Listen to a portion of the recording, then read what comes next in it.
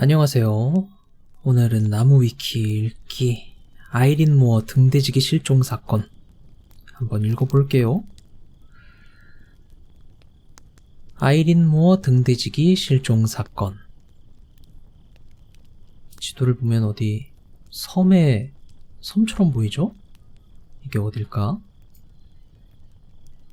개요.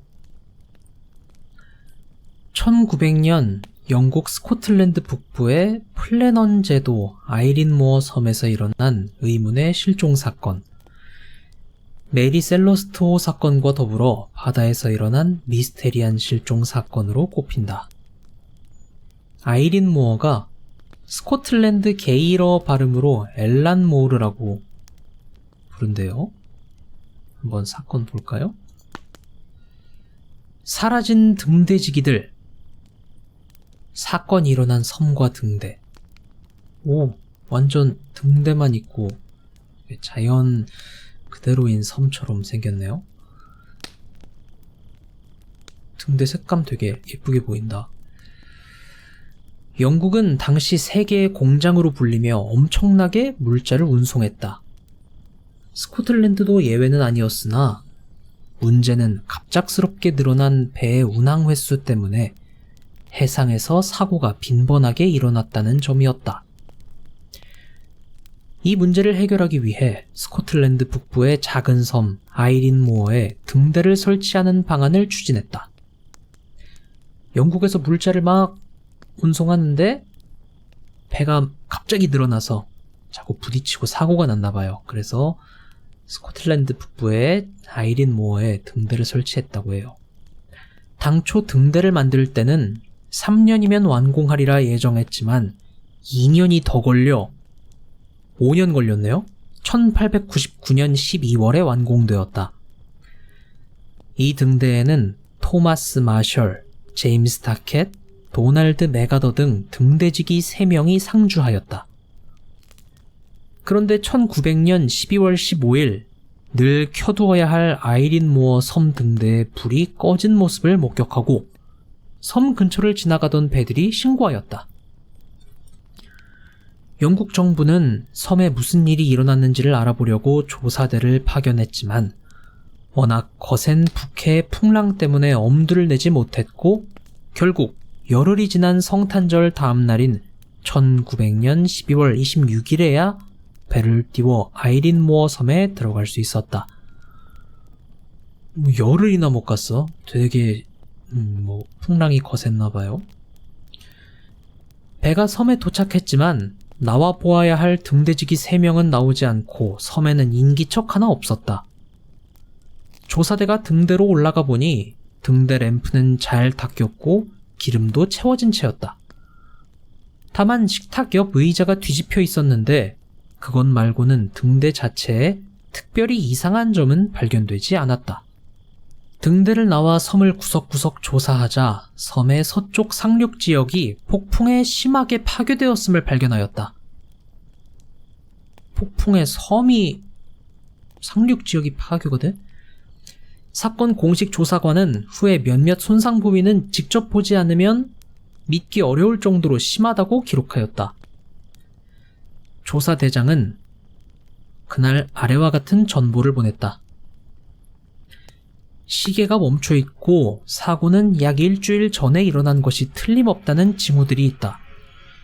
불쌍한 그 친구들이 절벽에서 바람에 날려갔거나 크레인이나 그런 장비들을 단단히 고정시켜두려다가 익사한 것이 분명하다. 이때는 이렇게 조사대장이 확신을 했는데 실종 사건이라고 보니까 뭔가 미스터리한 부분이 남아있나 보죠. 등대지기는 왜 실종되었나? 조사대가 등대의 일지를 조사해본 결과 12월 15일까지는 일지를 기록했다는 사실을 확인했다. 등대지기들은 12월 15일 이후로 어떤 일이 일어났고 그 때문에 등대에 불을 켤 수 없었다고 설명할 수 있다. 이게 12월 15일에 등대에 불이 안 들어와서 사람들이 신고를 했다고 했죠? 그쵸? 1900년 12월 15일 불이 꺼진 것을 목격한 배들이 신고를 한 거예요. 그때까지는 일지를 기록했대요. 그럼 낮에까지 일을 하다가 밤에 사라지거나 했다는 걸까? 등대지기들은 12월 15일 이후로 어떤 일이 일어났고 그 때문에 등대에 불을 켤 수 없었다고 설명할 수 있다. 섬을 면밀히 조사해본 결과 실종 전에 불어닥친 몇몇 폭풍 때문에 서쪽 상륙 지역이 심하게 파괴되었다. 해발 33m 위에 놓여진 상자가 파괴되었고 그 안에 들어있던 물건들이 주변에 흩뿌려졌다. 이게 그 서쪽 상륙 지역 파괴된 곳에 있었던 것들이란 얘기죠. 철제 난간이 휘어져 있었고 바로 옆 철로가 콘크리트 집안으로부터 뜯겨져 나가 있었으며 1톤이 넘는 바위가 그 위로 올려져 있었다. 와, 폭풍이 얼마나 세길래. 해발 60m 절벽 위의 잔디밭은 절벽 끝에서부터 10m 정도가 뜯겨져 나갔다. 와. 이로 미루어 본다면 등대지기 3명은 폭풍에 휘말려서 목숨을 잃었다는 추정을 해볼 수 있겠으나 문제는 그날에는 폭풍이 없었다는 것이다. 12월 15일 일지 기록에도 폭풍은 전혀 언급되지 않았다. 게다가 등대를 면밀히 조사해보니 방수복 2벌은 사라지고 1벌만 남은 채였는데 이는 등대지기 3명 중 1명은 반드시 남아야 한다는 규정을 지켰기 때문인 듯하다. 그러나 그들 모두 사라져버렸다. 3명 중에 2명이 뭔가 방수복을 입고 일을 해야 될 게 있었나봐요. 그날은 폭풍도 없었다고 하니까. 근데 그 2사람한테 뭔가 시간이 됐는데도 안 왔다거나 변고가 생겨서 남은 1명이 보러 나갔나? 글쎄, 2사람이 무슨 일로 방수복을 입고 나갔다고 쳐도 남은 1사람은 대체 방수복도 입지 않고 어디로 가버렸는지 알 도리가 없었다. 이 때문에 일각에서는 3명이 유령의 힘으로 사라져버렸다든지 바다 괴물이나 거대한 새가 물고 갔다든지 외국 간첩에 의해 납치되었다든지 등의 여러 억측이 난무했으며 1900년이니까 그럴 수도 있겠네요. 생각을 그렇게 좀 비과학적인 생각들을 했나 보죠. 2사람을 1명이 살해한 뒤에 죄책감으로 바다에 뛰어들어 자살한 것이라는 주장도 나왔으나 이를 뒷받침할 만한 증거는 없었다. 그 지역 사람들은 7섬의 환영의 악의 기운 때문이라고 믿었다. 7섬의 환영, 사건이 일어난 섬을 포함하여 섬 7곳을 지칭한다. 게다가 등대지기가 남긴 일지 가운데 사건 당일의 기록이 약간 소름 끼치는데 폭풍이 멈췄다. 바다도 잠잠해졌다. 신은 모든 걸 끝내셨다 라고 적어둔 것이다.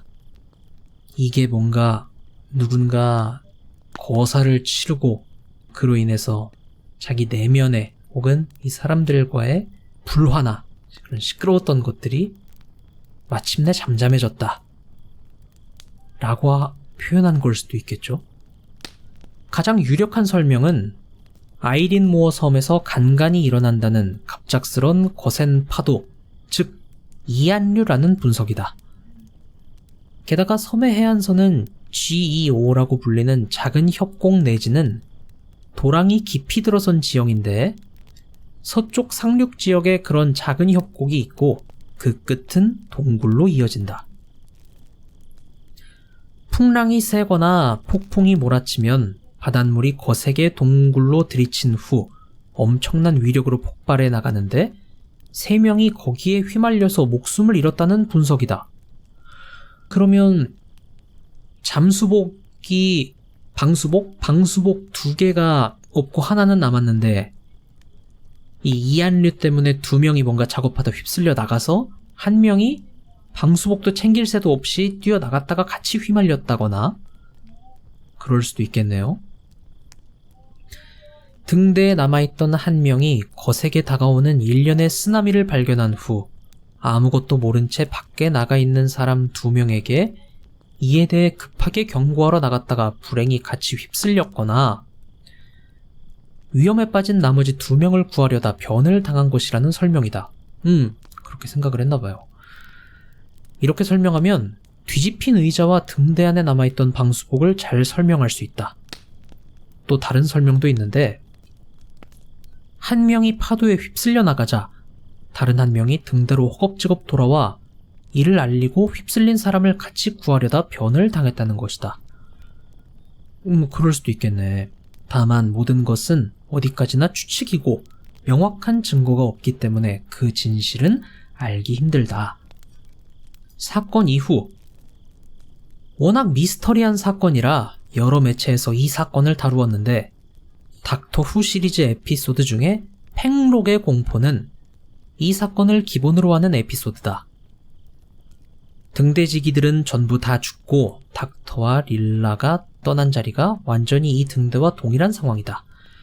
물론 그 사이에 등대 불이 켜지지 않아 배가 침몰해 추가로 사람들이 보트를 타고 들어왔다는 점에서 차이점은 있다. 물론 그 사람들도 다 죽는다. 그 사람들은 왜 죽었어? 보트 타고 들어왔는데. 1979년에 영국의 현대음악가 피터 맥스웰 데이비스는 이 사건을 소재로 한 오페라 등대를 발표했다. 영국의 락그룹 제네시스는 첫 데뷔 앨범에 이 사건을 소재로 한 노래 플래넌 섬 등대의 미스테리를 만들어 수록하려고 했으나 이 곡을 1998년까지 발표하지 않았다. 2018년에는 이 사건을 주제로 한 영화 키퍼스가 개봉되었다. 주연은 제라드 버틀러, 피터 뮬란, 코너 스윈델스가 맡았다. 이 제라드 버틀러가 그 300 아저씨 아니에요? 맞네, 300 아저씨. 사건이 일어난 섬의 등대는 사건 이후에도 등대지기들이 꾸준히 관리하였으나 1971년에 자동화되어서 무인 등대가 되었다. 뭔가 미스테리 목록에 있었긴 했는데 구체적인 이유를 모르다 뿐이지 되게 뭔가 심령 사건이나 정말 보통 생각하는 미스테리한 그런 사건이랑은 조금 결이 다른 것 같네요. 뭔가 흔적들도 여러 가지 남아있는 게 이렇게 유추할 만한 이런 시나리오들이 있다는 점에서 뭔가 오싹하거나 그런 미스테리는 또 아닌 것 같은 느낌이 듭니다. 그러면 이게 짧았으니까 다른 거 한 번 더 알아볼까요? 그러면 아까 알아봤던 문서에서 그 등대 사건이랑 동시에 유명한 해상 사건이라고 했던 메리 셀러스토어 사건도 한번 같이 보도록 해봐요. 메리 셀러스토어 사건. 발견될 당시에 메리 셀러스토어를 묘사한 판화. 잘 그렸다. 세계에서 가장 유명한 유령선 미스터리 사건. 152년이 지난 지금까지도 그 의문이 풀리지 않아 많은 창작물들의 모티브가 되기도 했다. 배의 이름은 메리 셀레스트인데 셀러스트, 건조 당시에는 아마존호라 불렸다. 1980년대 일본 서적을 번역한 서적에선 마리 셀레스트라는 이름으로도 많이 나왔다. 브리건틴 형식의 범선이며 지금도 메리 셀레스트, 메리 셀레스테라고 부르기도 한다. 사건의 전조. 배에 단 깃발은 이거네요. 유니언잭 문서에 서술된 영국의 민간 상선기다. 캐나다 식민지의 깃발로 사용되었고 캐나다 국기 제정 이전까지 캐나다 국기의 모델이 되기도 했다. 메리 셀러스트호의 초기 이름은 아마존호였으며 군함이나 어선이 아니라 처음부터 무역선으로 건조된 범선이었다. 이 배는 1861년에 캐나다의 노바스코시아주의 스펜서 섬에서 조슈아 듀이스에 의해 건조되었다.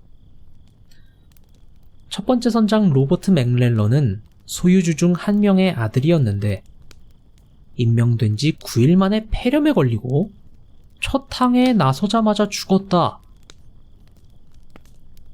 몸도 안 좋은데 항해까지 나서고. 배에 올라탔다가 죽은 선장이 총 3명이나 된다. 죄수가 없나 보네요, 배가. 다음 선장인 존 너팅 파커는 어선을 들이받았고 수리를 위해 항구로 돌아와야 했다. 그런데 수리 중 배 가운데에서 화재까지 일어났다. 캐나다에서 유럽으로 가는 첫 대서양 횡단 항해도 재앙 그 자체였는데 영국의 도버 해협에서 다른 배와 충돌하고 결국 새 선장은 해임되었다. 시작은 좀 불길했지만 아마존호는 노바스코샤의 소유주들 하에 6년간 이윤을 남기면서 순탄한 항해를 했고 그동안 서인도제도 중앙아메리카와 남아메리카를 왕래하며 다양한 종류의 화물을 운반했다. 1867년 폭풍으로 좌초되었다가 구조받은 후 뉴욕의 리차드 하인즈가 1750달러에 사서 8825달러를 들여 수리했다. 완전 박살이 났었나봐요. 1868년 미국 선박으로 등록되었고 그 다음 해에 메리 셀러스트로 개명되었다. 소유권을 가진 사람 중 한 명은 J.H. 윈체스터였는데 배에 관련된 저주를 의식해서인지 이름을 바꿨으며 그러게 선장도 3명이나 죽고 배 밑부분 일부가 썩어있는 것을 보고 뱃바닥 부분에 구리판을 깔고 갑판에 선실을 길게 하는 등 배를 튼튼하게 개조했다. 이로 인해 배는 마스트 2개, 길이 103피트, 폭 25피트, 288톤의 대형 선박이 되었다. 이 피트가 몇 미터일까? 한번 알아볼까요? 103피트는 31.3944m고 길이가 그러니까 31m라는 거죠. 폭이 25피트는 7.6m. 썩 그게 넓은 건지 잘 모르겠네. 대형 선박이 되었다. 이렇게 아마존호는 메리 셀러스트호란 이름으로 다시 태어났으며 이후 경험이 아주 풍부한 벤자민 브리그즈가 선장으로 임명되었다. 메리 셀러스트호는 알코올 원액을 잔뜩 싣고 제노바까지 갈 계획이었다. 1872년 11월 7일 브리그즈 선장의 지휘 아래 메리 셀러스트호는 뉴욕을 출항했다. 그러나 시간이 지나도 메리 셀러스트호는 제노바에 도착하지 않았다. 이에 사람들은 메리 셀러스트호가 재난으로 침몰했거나 해적에 납포되었으리라고 생각했다. 드디어 사건 발생. 이제 실종이 됐나봐요. 메리 셀러스트호가 출항한 지 1개월이 지난 1872년 12월 4일. 몇몇 기록에서는 5일, 해양시로 따지면 4일과 동일하고 애니메이션 김전일 시리즈인 유령선 살인사건에서는 1873년으로 잘못 표기되었다. 대략 오후 1시경 영국 상선 디 그라티아호의 조타수 존 존스는 아조레스 제도와 포르투갈 사이에 북대서양에서 마스트 2개를 단 수상쩍은 범선 한 척을 발견하였다. 이게 실종된 게 11월 7일 출항했는데 1개월이 지난 12월 4일에 영국 상선에서 발견했어요. 마스트 2개 단 수상쩍은 범선을. 디 그라티아호의 위치는 대략 포르투갈에서 1000km 정도 떨어진 곳이었고 그 배는 8km 정도 디 그라티아호로부터 떨어져 있었다. 배는 좌우로 약간씩 흔들리며 움직이고 있었는데 뱃머리의 삼각 돛대와 앞 돛대에 스테이세일만 펼친 기이한 모습으로 달리고 있었다. 배에 경험이 있는 사람이라면 누가 봐도 이상한 모습이다. 아무리 신호를 보내도 그 배는 대답하지 않았는데 그 배는 바로 메리 셀러스트호였다. 디 그라티아호의 선장 데이비드 모어하우스는 메리 셀러스트호를 알고 브리그즈 선장과 개인적으로 술도 마신 적이 있었다. 때문에 모어하우스 선장은 자기 배보다 앞서서 출발한 메리 셀러스트호가 어째서 아직까지 목적지에 도착하지 않았는지 의아해했다. 선원들의 증언에 따르면 그들은 366m 정도까지 접근하여 2시간 동안 배를 세심히 관찰했다고 한다. 배는 항해 중이었지만 우현 방향으로 불안정하게 항해하고 있었고 천천히 지브롤터 해협 쪽으로 전진하고 있었다. 조타석이나 갑판에 아무도 없었고 선원들은 배가 표류 중이라고 결론지었다. 디그라티아호의 1등 항해사 올리버 데보는 선원 몇몇을 이끌고 메리 셀러스트호에 올라탔다. 데보는 배에 아무도 없으며 배 전체가 완전히 젖어 엉망인 상태라고 보고하였다. 갑판들 사이에는 물이 고여 있었고 화물칸에는 물이 1.1m 높이로 차 있었다. 오, 비가 오고 그 정도는 아닌가 보네요.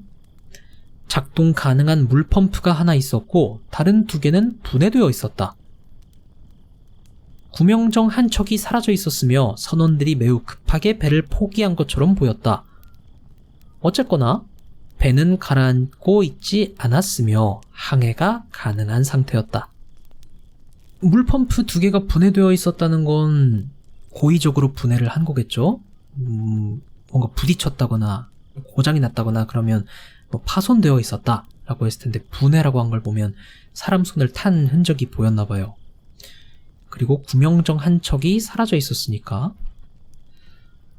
배 상태와 의문점. 배 안에는 상당한 양의 물이 차 있었지만 여전히 항해에는 문제가 없었다. 물펌프 3개가 꺼내어져 있었는데 2개는 분해된 상태였고 하나는 발견된 순간까지도 작동이 가능한 상태였다. 선장의 항해일지를 제외하면 모든 서류가 사라져 있었고 항해일지는 11월 25일까지만 기록되어 있었다. 이게 출발한 게 11월 7일이었으니까 11월 7일부터 25일까지는 이제 사람이 직접 항해일지를 썼나봐요. 배의 시계는 고장나 있었고 나침반은 부서져 있었으며 육분의와 경선의가 사라져 있었고 배의 유일한 구명정도 사라져 있었다. 배에 주 돛을 올리고 내리는 밧줄도 없었고 밧줄 하나가 배에 아주 단단하게 묶여 있었는데 반대쪽은 물에 들이내려져 배 뒤쪽을 따라오고 있었으며 그 끝이 매우 해져 있었다. 화물인 알코올통들은 그대로 있었지만 그중 9통은 비어 있었다. 그 9통은 붉은 오크 나무재였고 나머지는 흰 오크 나무재였는데 붉은 오크로 만든 통들은 투과성이 강하기에 알코올이 휘발하여 가스가 밖으로 나오기 쉽다. 다른 것들은 흰 오크 나무재였고 딱 붉은 오크 나무재 9통만 비어 있었던 걸 보면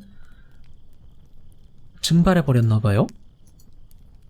선원들의 개인용품들이 그대로 남아있었으므로 해적들이 노략질을 했을 가능성은 극히 적어 보였다.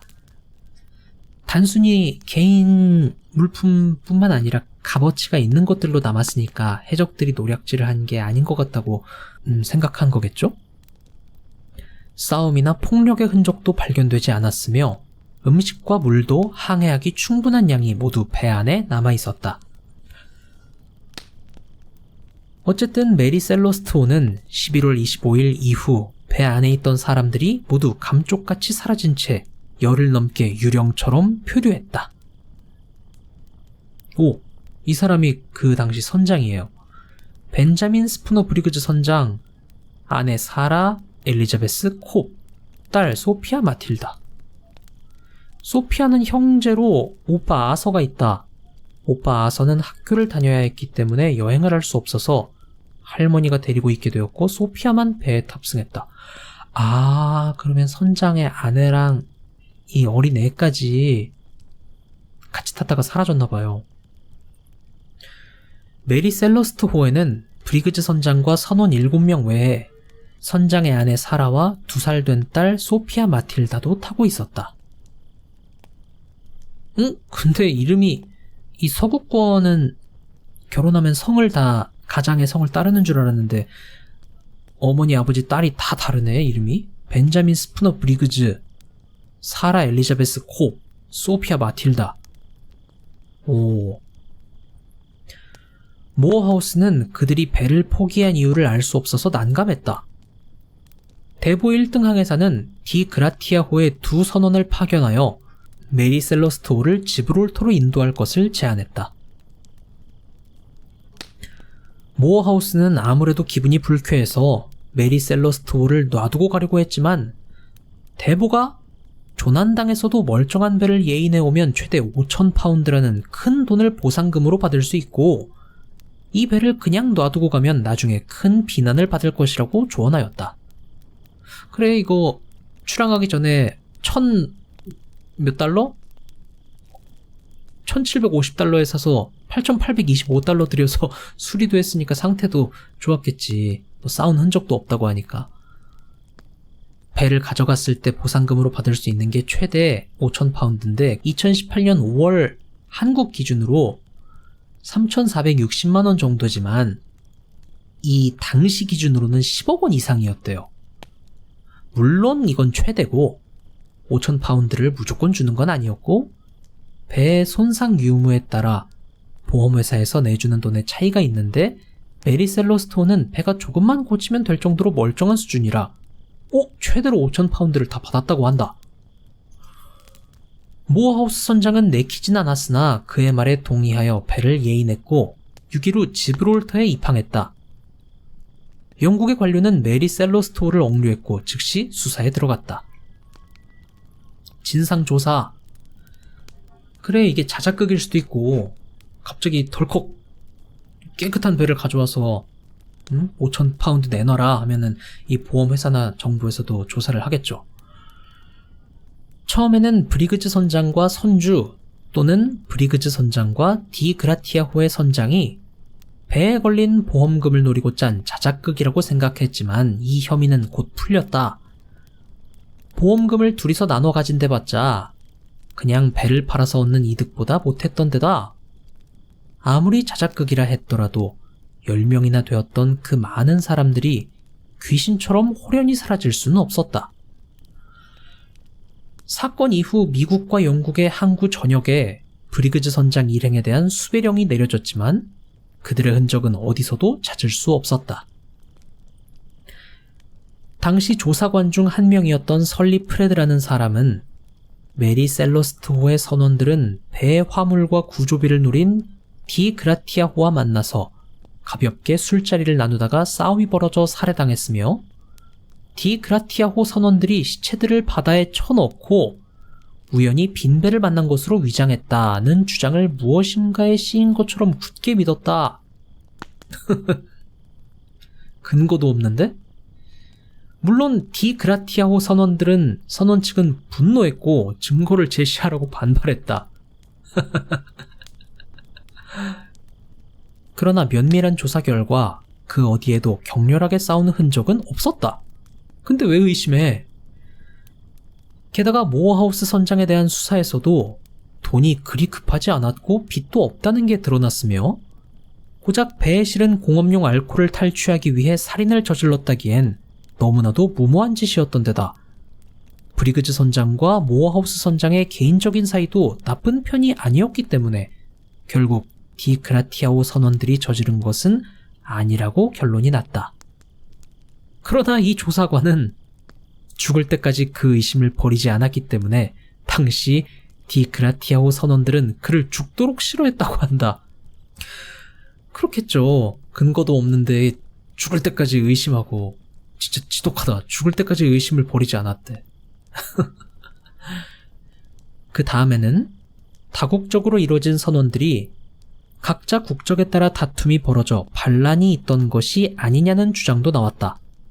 선원들은 독일인 4명, 덴마크인 1명, 미국인 2명으로 구성되어 있었다. 가장 수가 많은 독일인들이 의심받았지만 조사 결과 선원들의 반란 가능성은 없었다. 발견 당시 갑판 난간에 난 도끼 자국과 더럽혀진 칼, 약간의 혈흔이 발견되었지만 혈흔은 정말 약간이라 반란이 있었다고 보기는 힘든 수준이었고 특히 내부가 매우 잘 정돈되어 있어 그 어떤 반란의 가능성도 생각할 수 없었다. 실제로 브리그즈 선장은 선원들을 매우 엄격하게 선발해 절대로 배신하지 않을 사람들로만 골라 뽑았다. 1등 항해사 알버트 G. 리차드스는 소유주 중 한 명인 J.H. 윈체스터의 조카와 결혼했으며 오랫동안 브리그즈의 부하였다. 2등 항해사 앤드류 길링은 뉴욕에서 태어난 덴마크인이다. 사건 당시 25살이었다. 평선원 4명은 모두 프리지아 제도에서 온 독일인이며 볼케르트 앤 보츠 로렌젠 형제, 알리안 마르텐스, 구티에브 구스찰이다. 선원들 또한 선장처럼 모두 경험이 풍부한 베테랑이었으며 하나같이 성격도 유하고 범죄 전과도 없었다고 한다. 몇 달간의 수사 끝에 결론이 나왔는데 원인 불명, 즉 도저히 알 수 없음이었다. 이렇게 원인 불명의 미제 사건이 선상사고로 일어난 것은 역사상 처음이었다. 한편 선주 측은 조사가 끝난 이후 보험사를 통하여 모어하우스 선장 일행에게 구조비 5,000파운드를 지불했다. 사건 이후 메리 셀러스트호에 탔던 선장과 선원, 선장의 가족들은 다시는 세상의 모습을 드러내지 않았다. J.H. 윈체스터는 사건 이후 배의 처분에 대해 고민했는데 메리 셀러스트호가 미국으로 돌아오자마자 자신의 아버지인 헨리 윈체스터 빈터즈가 미국 보스턴에서 사고로 죽는 것을 본 뒤 그냥 처분하기로 마음을 굳히고 배를 엄청난 헐값에 넘겼다. 배가 계속 재수가 없었네요. 선장도 3명이나 죽고 실종도 되고 역사상 최초로 해상 미스터리 사건도 벌어지고 이 선주는 아버지가 배를 미국에 가져오자마자 사고로 돌아가시고 이후 13년 동안 선주는 무려 17번이나 바뀌었고 그때쯤 되어서는 배의 상태가 매우 좋지 않았다.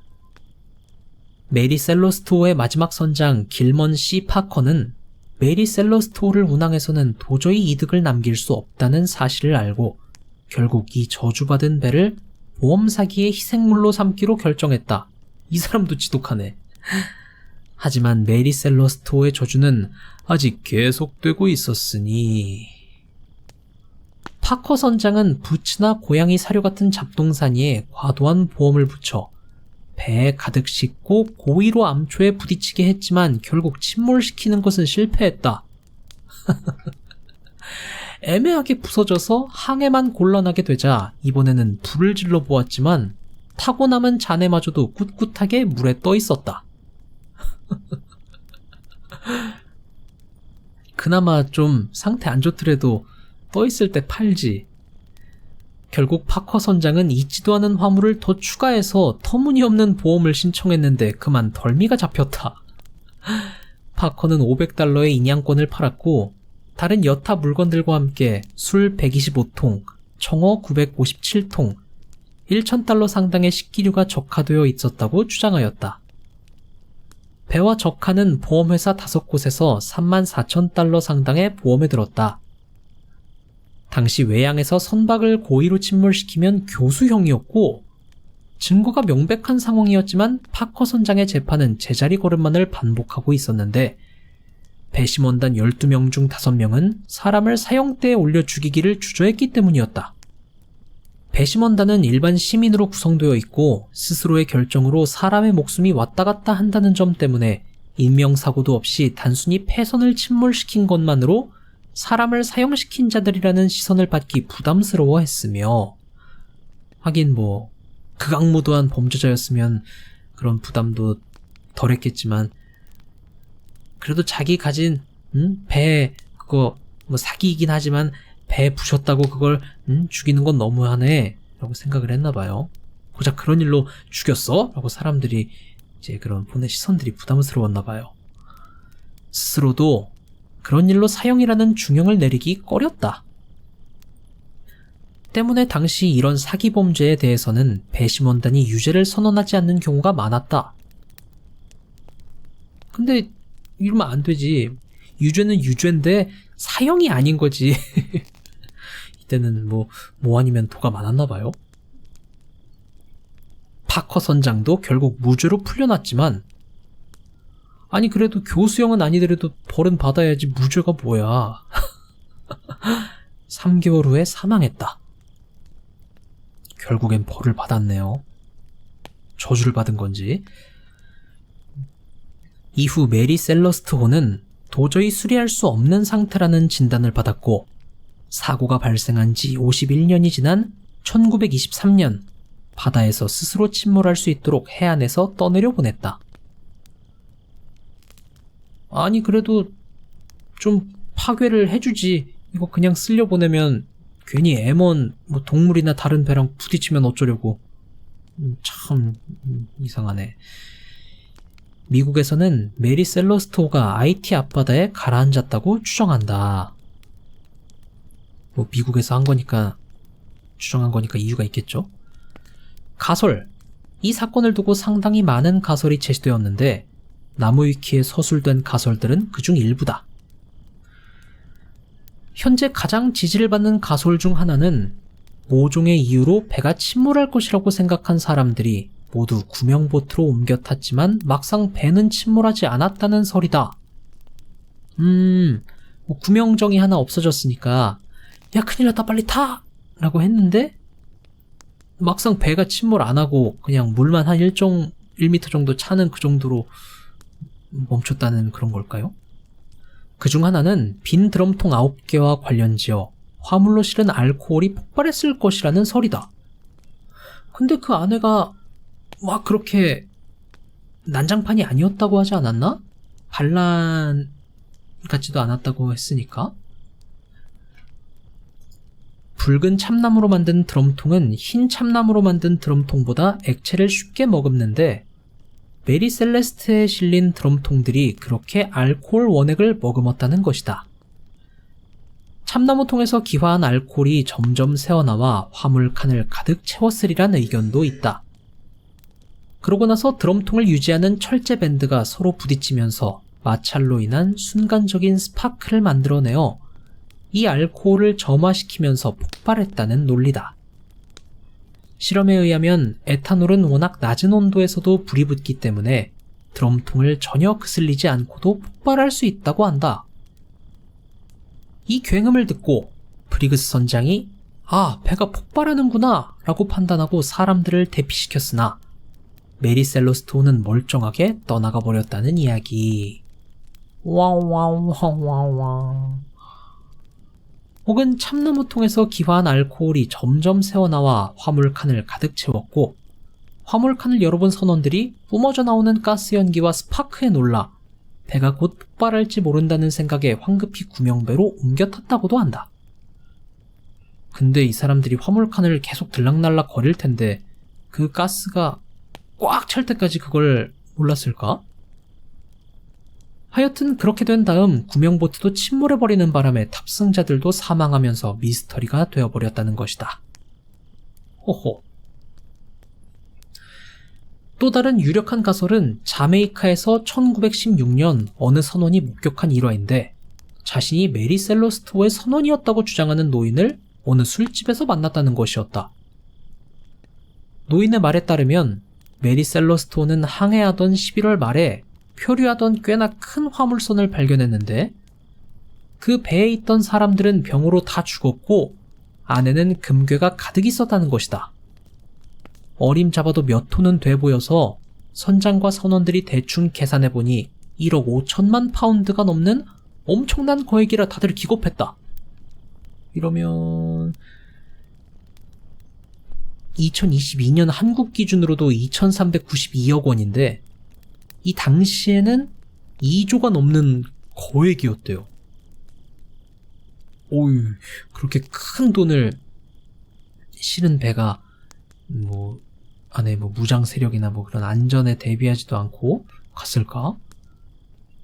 당연히 그 누구도 신고하자는 소리를 안 했고 다들 금괴를 나눠 갖고자 메리 셀러스트호에서 내려 그 배를 타고 가기 위해 메리 셀러스트호의 화물인 알코올을 뜯어 소독했다는 것이다. 여기서 그냥 금괴만 가지고 오면 되지 않느냐라고 하겠지만 메리 셀러스트호는 선주가 따로 있다.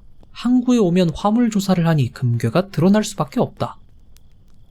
그렇지. 그럼 선주가 낼름 먹겠죠? 실제로 화물인 알코올 중 9통은 내용물이 비어 있었다. 하지만 금괴가 가득 실린 배에 소독만 하고 먹을 것이나 물은 죄다 놔두고 갔다니 이해가 가지 않았다. 그렇지. 먹을 걸 가져가야지. 노인은 이 의문에 대해서도 답변했는데 그 배에도 통조림 등 먹을 것이 가득 있었고 물도 밀봉되어서 한동안 견딜 수 있었기 때문에 차라리 메리 셀러스토어를 포기하고 그냥 알 수 없는 일로 사람이 사라진 것으로 대충 꾸미자며 메리 셀러스토어를 놔두고 항해 도구들과 구명정을 챙겨서 빠져나간 뒤 각자 금괴를 나눠 가지고 흩어졌던 것이 이 사건의 실체라고 하였다. 만약 메리 셀러스토어에서 물이나 먹을 것을 난파선으로 옮겼다면 당연히 보험회사에서 식량을 챙긴 뒤 배를 버리고 도망갔다고 추측할 수 있기에 현명한 행동이었다. 근데 그거를 챙겨서 갔다고 해도 표류하거나 침몰할 수 있는 거 아니야? 선원은 이 이야기를 듣고 웃으며 그럼 40년 넘게 당신은 뭐라고 지냈느냐? 라고 물었다. 노인은 알 거 없다 고 답하며 그냥 나갔고 다시는 볼 수 없었다고 한다. 이 가설도 제법 신빙성이 있다. 당시에는 실제로 금괴를 나르던 밀수선도 있었으며 승조원들이 전염병으로 전멸해 바다 위를 떠돌던 밀수선을 프랑스 해군이 발견한 사례도 있다. 그렇구나. 사실이라면 가장 많은 의문점이 논리적으로 해결되는 가설이지만 맨 위에 있는 유력한 가설처럼 배의 상태가 의문의 사건을 꾸민 것 치고는 좀 과한 면이 있고 후일 사건의 외양에 딱 들어맞도록 만들어진 이야기처럼 보이는 면이 있다. 또한 이 이야기에 따르면 빈 알코올통 9개는 소독을 위해 뜯었다고 하지만 실제로는 통을 뜯은 흔적이 없어 알코올이 기화해서 새나간 것으로 추정하는 게 정설이다. 근데 그러면 이 자메이카에서 내가 거기 선원이었어 했던 그 노인은 어쨌든 이 배의 안의 상태나 이런 걸 알고 있었던 거네요? 그걸 아니까 거짓말도 할 거 아니야. 그쵸? 이 당시에 이 사건을 조사했던 관계자였을 수도 있고 관련이 있는 사람이었던 거 아닐까요? 2007년 스미소니언 TV 다큐멘터리에서 설명한 폭풍으로 인한 시기상조 배 포기론도 있다.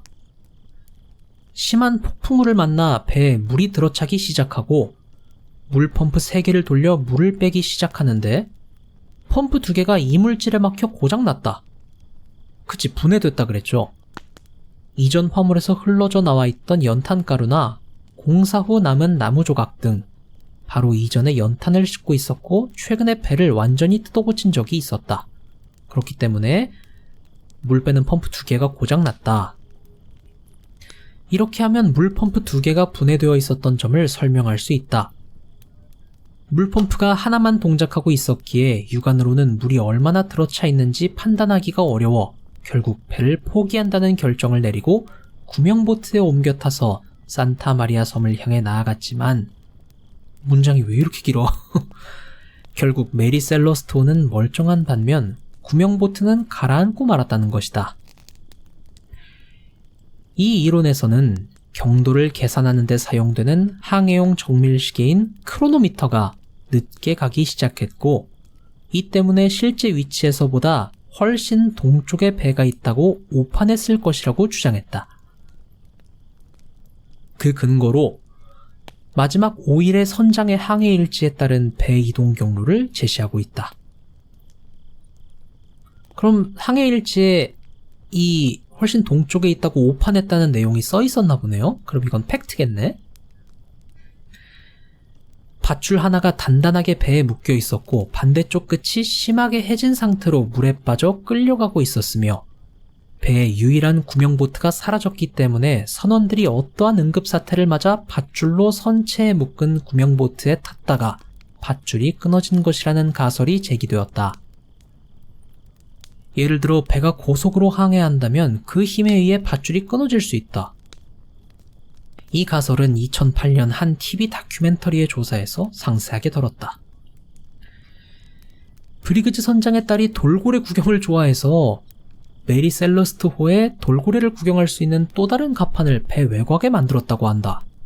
이로 인해 배의 모든 사람들이 그 위에서 돌고래를 구경하다가 무게를 이기지 못한 갑판이 부서지면서 전부 사망했다는 설도 있다. 아니, 이 사람들이 다 베테랑이라며. 그러면은 돌고래 보는 게 하루 이틀도 아닐 텐데. 그리고 배는 사방이 다 트여 있어서 보이잖아요. 근데 굳이 3, 4, 5 모여 있다가 그게 무거워서 떨어졌다고? 말도 안 돼. 이 설도 구멍이 있는데 아무리 돌고래가 신기하다고 해도 배의 모든 사람들이 갑판에서 구경을 하진 않았을 것이다. 써있네. 관광 크루즈선도 아니고 선원들이 돌고래를 한두 번 보진 않았을 것이고, 전술했듯이 브리그즈 선장을 포함한 모든 선원은 경험이 풍부한 베테랑 중에 베테랑들이었다. 그치, 사람들 생각하는 게 똑같지. 그리고 웬만한 긴급 상황이 아닌 이상 당직을 서느라 위치를 벗어나지 않는 상선 사관들과 선원들은 꼭 있다. 1953년 북중미 어느 무인도에서 표류하던 프랑스 국적 선원들이 섬에서 해골을 발견했는데, 해골의 헐거워진 옷에 꽂힌 이름표에 벤자민 브리그즈라는 이름이 쓰여 있어서 화제가 되었다.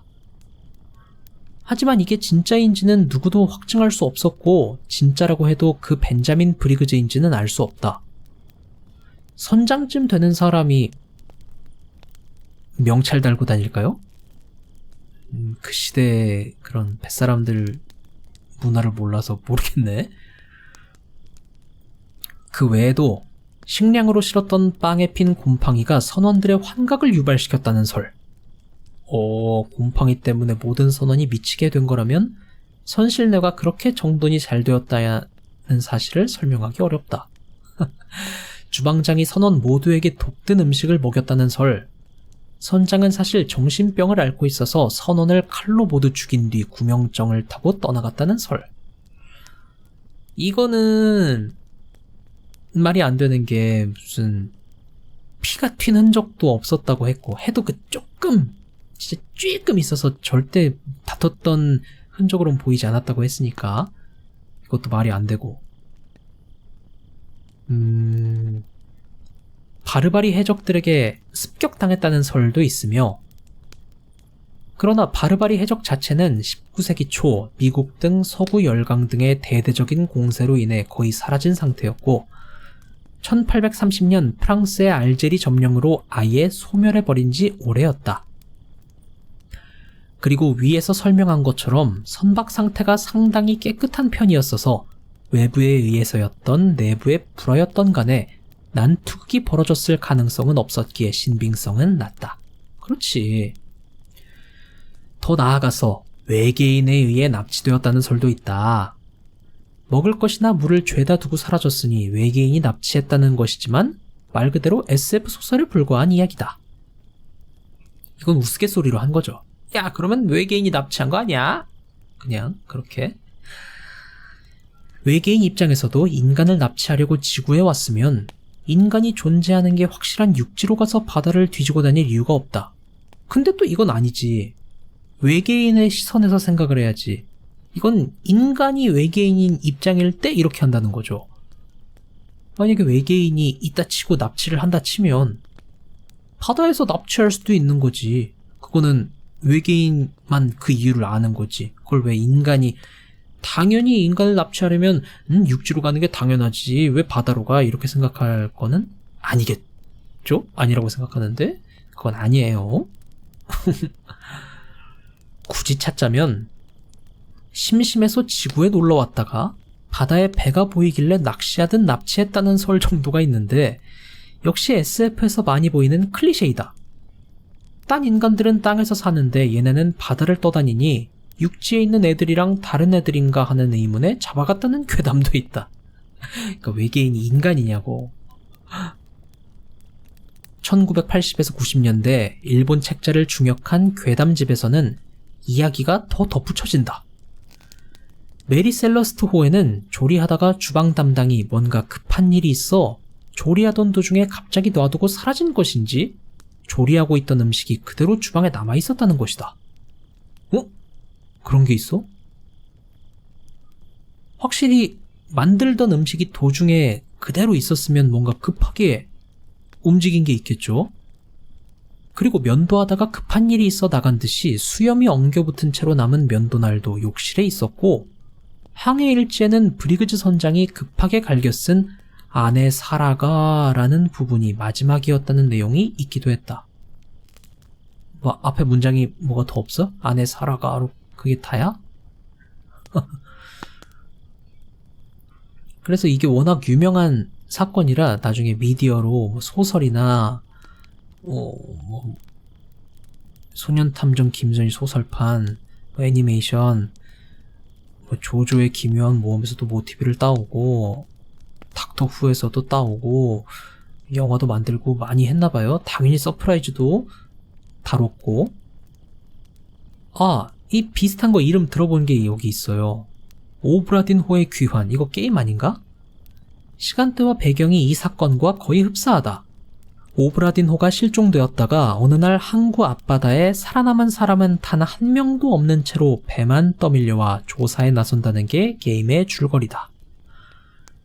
게임의 주인공이자 플레이어는 동인도 회사 런던 사무실의 손해평가사로서 보험 업무를 위해 사건의 전말을 밝히러 오브라딘호에 파견된다. 워낙 유명해서 이걸 다룬 유튜브들도 많이 영상들이 있네요. 아마 더 있겠죠? 뭐 때문에 사라졌을까요? 여러 가지 조건이라고 할까? 그 발견된 상황들을 보면 다툼의 흔적은 없고, 구명정이 없고, 식량도 다 두고 갔고, 빨간색 오크통에 있는 내용물만 사라졌고, 근데 그건 딱 빨간색만이니까 휘발된 것 같아요. 그게 뭐 투과율이 좋아서 날아가기 쉽다고 했잖아요. 그러면 어떤 상황이 있을 수 있을까? 다툼은 없는데 음식도 챙기지 않고, 음식도 만들다가 주방장이 뛰쳐나가고, 면도 하다가도 갑자기 나가버릴 정도로 급한 일이 뭔가 있어서, 그러면 아까 나왔던 얘기 중에 뭐 물이 찬다, 배가 뭐 난파되겠어 해서 이제 이 배는 앞으로 끝장날 것 같으니까 빨리 옮겨 타자 라고 했던 걸까요? 근데 그러면은 식량이랑 좀 챙겨야 되지 않을까요? 뭔가 하나에 맞춰서 생각을 하면 다른 하나가 근데 그러면 아닌데 이건 이상한데 하게 되고, 그래서 미스터리 사건이겠죠. 아까 처음 읽었던 등대 사건, 그거는 확실히 이거랑은 다른 것 같아요. 그죠? 이 셀러스톤은 진짜 미스터리 같아. 미스터리 같은 이유는 이거 아니야? 생각하면 다른 하나가 이상하고, 저거 아니야? 하면 또 이게 이상하고, 그래서 진짜 이상하다 하는 게 미스터리 사건, 이런 느낌인데, 아까 등대 사건은 잠수복, 방수복 3개 중에 2개는 없고,